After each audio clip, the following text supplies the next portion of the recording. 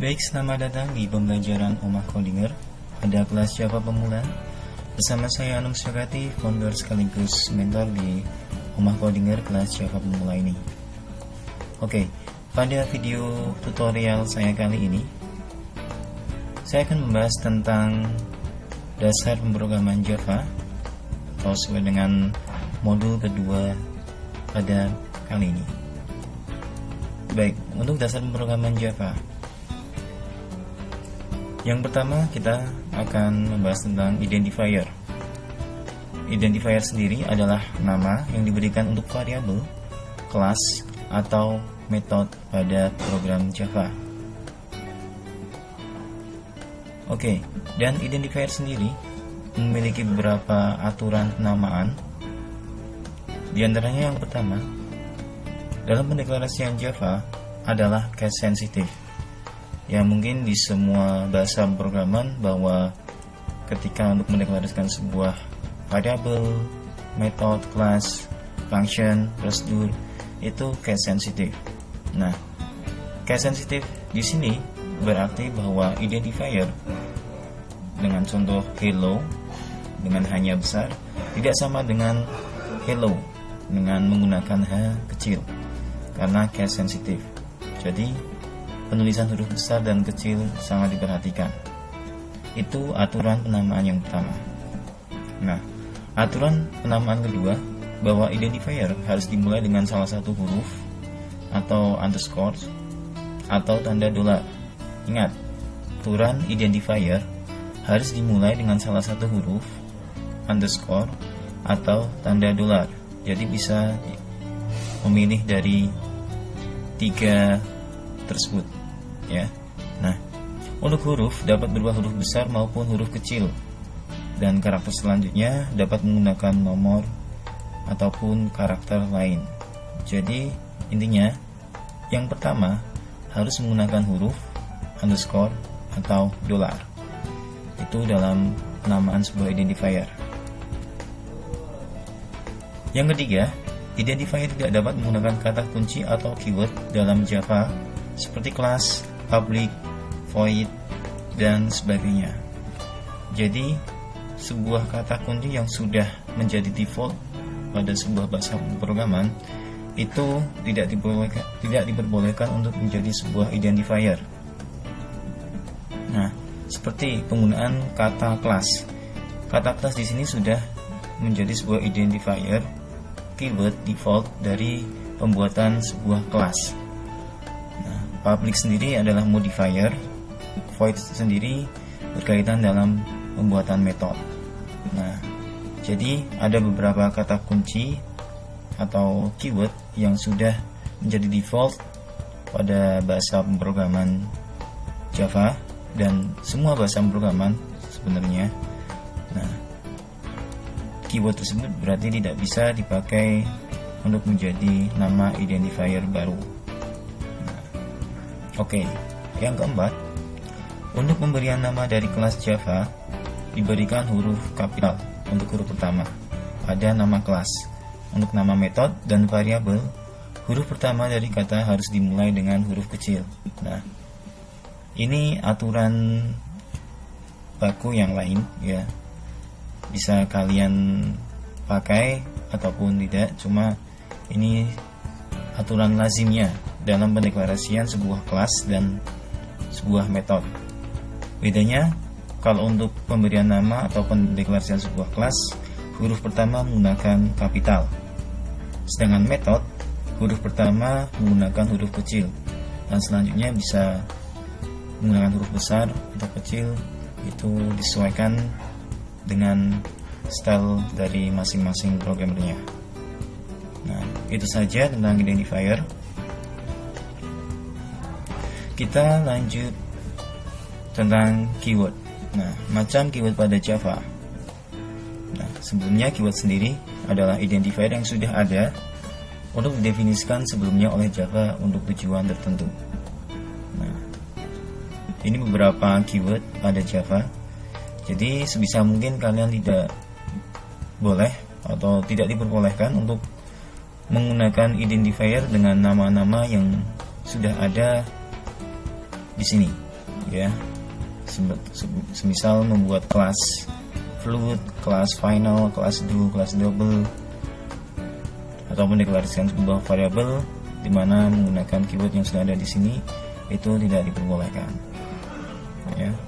Di sini ada bermacam-macam, ada abstract, assert, boolean, break, byte, case, catch, call, class, konstanta, continue, default, dan lain sebagainya.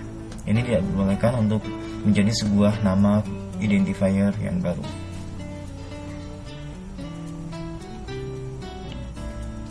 Oke, selanjutnya dasar pemrograman pada Java yaitu ada komentar. Komentar di sini merupakan catatan yang ditulis pada kode dengan tujuan sebagai bahan dokumentasi. Ingat, komentar ini tidak termasuk dalam sebuah sintak program. Jadi dia hanya berfungsi sebagai catatan dokumentasi. Biasanya dipakai untuk programmer bahwa untuk mengetahui bahwa beberapa statement sintak itu digunakan untuk melakukan event apa, itu menggunakan komentar. Atau komentar itu dibuat untuk sebagai profil dari programmernya, menyisipkan profil seorang programmer. Nah, macam-macam komentar sendiri. Yang pertama komentar satu baris, bisa dilihat. Ini adalah contoh komentar satu baris. Di sini menggunakan double slash untuk komentar satu baris.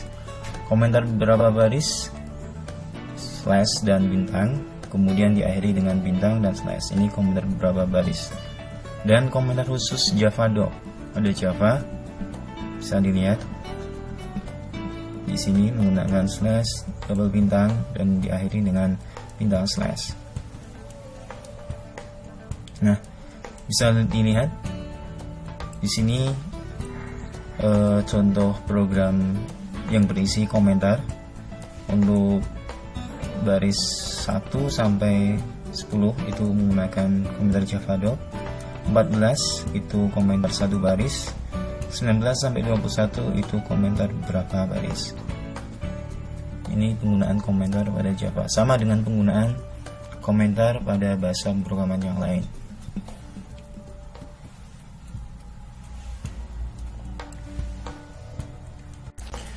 Baik, selanjutnya tentang statement atau pernyataan dan block code. Statement atau pernyataan sendiri adalah satu atau lebih baris kode yang diakhiri dengan semikolon. Ingat, satu atau bisa lebih dari satu baris code yang diakhiri dengan semikolon. Jadi satu statement itu diidentifikasikan dengan titik koma atau semikolon. Satu titik koma atau satu semikolon itu berarti sama dengan satu statement atau satu pernyataan. Kemudian block code adalah satu atau lebih pernyataan yang terbentang antara kurung kurawal buka dan kurung kurawal tutup, yaitu sekumpulan pernyataan sebagai satu unit kesatuan. Blok pernyataan dapat dikumpulkan akan tetapi tidak secara pasti mempunyai keterkaitan fungsi. Nah, kita lihat contohnya. Nah, di sini bisa dilihat ada dua blok code. Baris 1 dengan kurung kurawal buka dan baris 11 kurung kurawal tutup. Kemudian blok code yang kedua pada baris 3 dan 9. Kurung kurawal buka ada pada baris 3 dan kurung kurawal tutupnya ada baris 9. Nah, kemudian di sini ada 5 statement. Baris pertama ada satu statement, baris kelima satu statement, baris ke-7 ada 2 statement, dan baris ke-8 ada satu statement. Oke, ini statement dan block code. Kita lanjut dengan tipe data. Nah, di sini kita akan membahas tentang tipe data primitif. Jadi pada bahasa pemrograman Java ada 8 tipe data primitif, yaitu boolean untuk logika true or false, ya atau tidak, benar atau salah. Kemudian char untuk bentuk tekstual. Kemudian ada byte, short, integer atau int, long. Nah, byte, short, int, integer dan long ini masuk ke kumpulan integral. Kemudian tipe data double dan float itu masuk ke floating point. Oke, kita bahas yang pertama dulu, logika boolean. Tipe data logika boolean. Nah, tipe data boolean diwakili oleh dua pernyataan, yaitu true dan false. Ya. Di sini contoh deklarasi sebuah variabel dengan menggunakan boolean. Jadi yang pertama menuliskan tipe datanya dulu, yaitu boolean. Kemudian nama variabelnya, di sini nama variabelnya adalah result. Kemudian diberikan sebuah nilai awal, yaitu true. Nah, ini contoh dalam pendeklarasian variabel dengan tipe data boolean. Jadi untuk deklarasi variabel yang pertama adalah tipe datanya dulu. Kita tuliskan tipe datanya, spasi, kemudian nama variabelnya. Di sini nama variabelnya adalah result. Kemudian bisa kita memberikan sebuah nilai awal pada sebuah variabel tersebut dengan menuliskan sama dengan dan nilai awalnya. Nah, nilai awal ini disesuaikan dengan tipe datanya. Berhubung tipe data di sini adalah boolean, yaitu pilihannya hanya adalah true dan false. Di sini dicontohkan nilai awalnya diberikan true. Ini logika boolean. Kemudian tipe data yang kedua yaitu tekstual atau char. Nah, tipe data karakter atau char sendiri diwakili oleh karakter single Unicode dengan range 0 sampai 2 pangkat 16-1. Tipe data ini harus memiliki ciri berada dalam tanda single quotes. Nah, jadi pendeklarasian char nilainya itu menggunakan single quotes. Kemudian tentang string sendiri. Dalam Java, string sebenarnya bukan merupakan tipe data primitif, namun merupakan suatu kelas. Nah, tapi walaupun string bukan merupakan tipe data primitif, dalam hal ini kita juga akan lebih sering menggunakan string daripada char sebenarnya. Nah, untuk string sendiri dalam pendeklarasian memberikan nilai dari deklarasi sebuah string menggunakan double quotes. Jadi perbedaan antara char dan string dalam pendeklarasiannya, untuk nilai char itu menggunakan single quotes, satu quotes atau satu tanda petik. Untuk string menggunakan double quotes atau dua tanda petik. Nah, bisa dilihat contoh program di sini, kelas deklarasi char string. Nah, pada baris 4 itu deklarasi char, berada char dengan variabel dengan nama variabelnya adalah grade dan nilai awalnya adalah A. Ingat, untuk char itu cuma satu karakter, tidak boleh lebih dari satu. Untuk char hanya satu karakter. Nah, untuk string bisa dilihat, string tipe datanya dengan tulisan S-nya besar, ingat.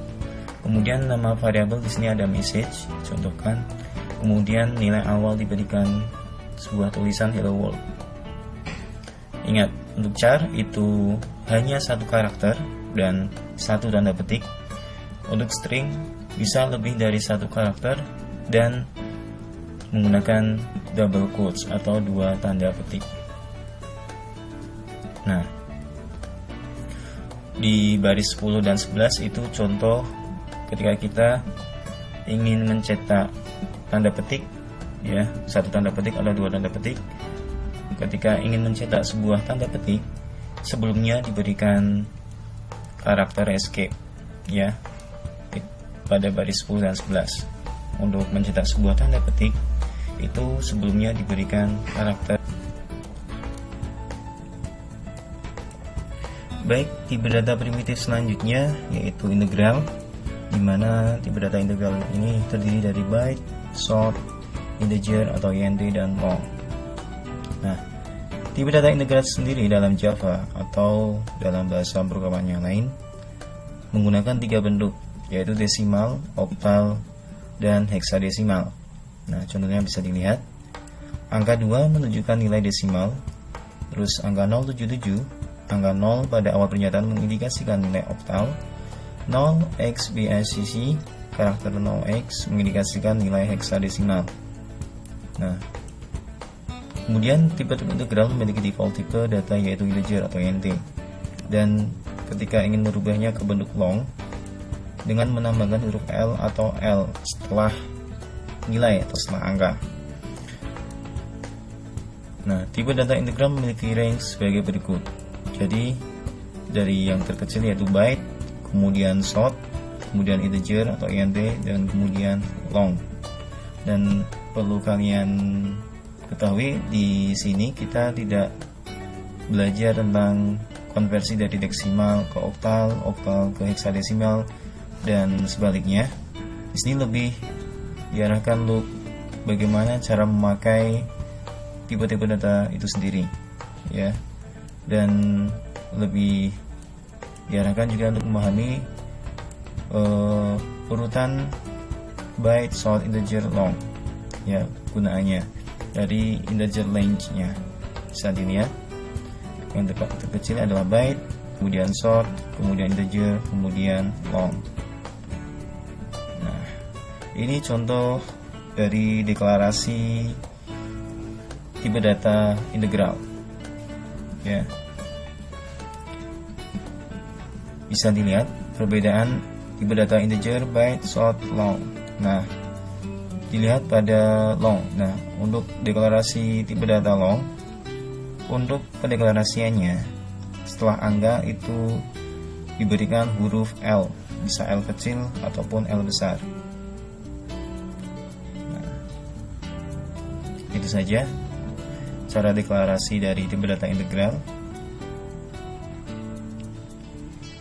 Kemudian kita masuk ke tipe data floating point yang terdiri dari float and double. Nah, di sini antara float dan double bisa dilihat panjang float itu 32 bits, jadi lebih kecil daripada double. Dengan double panjang floatnya adalah atau floating pointnya adalah 64 bits. Nah, kita tahu bahwa untuk float dan double ini berarti untuk deklarasi sebuah variabel yang menyimpan nilai yang terdapat komanya, itu floating point. Nah, bisa dilihat cara pendeklarasian float dan double. Nah, untuk tipe data double sendiri biasanya pada pemrograman itu dipakai untuk menyimpan data nominal atau sebuah harga, itu untuk double.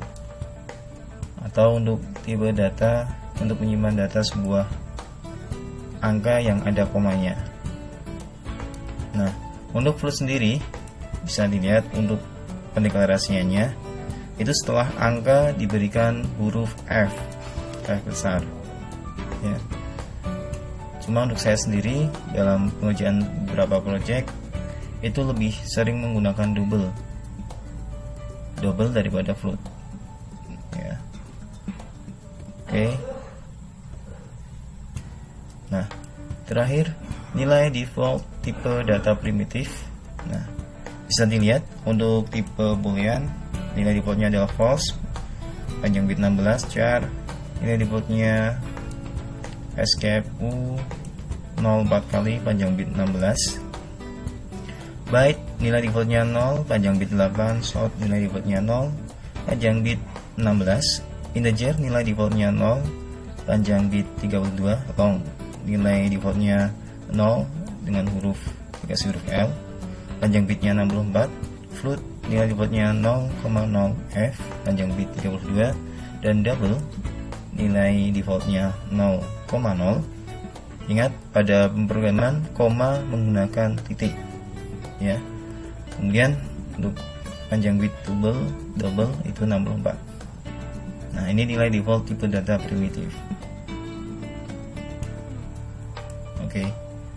Slide selanjutnya tentang casting dan promotion.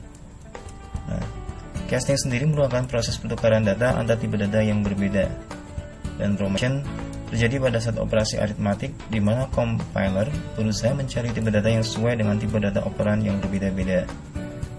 Ini pengertian dari casting dan promotion. Nah, di sini contoh program promotion bisa dilihat pada baris 7. Ada statement yang melakukan promotion. Jadi ada proses aritmatik di mana variabel A, B, dan C merupakan variabel dengan tipe data byte. Sedangkan total sendiri itu di sini dideklarasikan sebuah tipe data integer. Nah, di sini statement baris 7 itu merupakan statement promotion. Oke, selanjutnya adalah casting.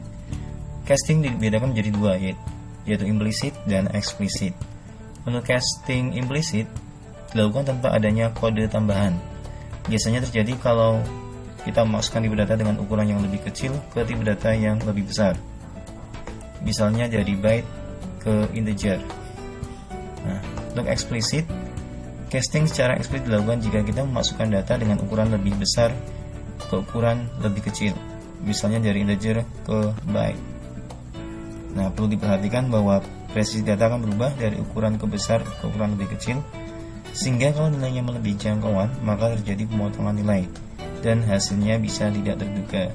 Nah, ini untuk eksplisit.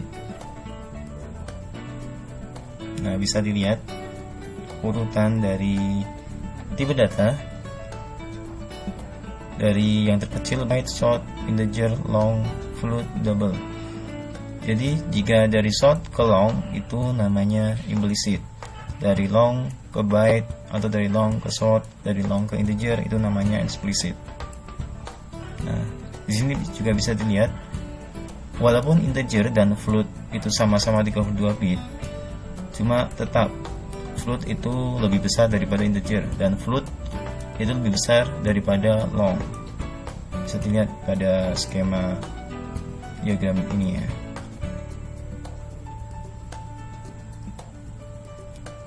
Nah, kemudian ini contoh demo casting. Bisa dilihat untuk casting implisit dari byte ke integer, dari kecil ke besar. Kemudian casting explicit dari integer ke byte. Nah, perbedaannya jika dari kecil ke besar tidak perlu ada tambahan inisialisasinya, tidak perlu ada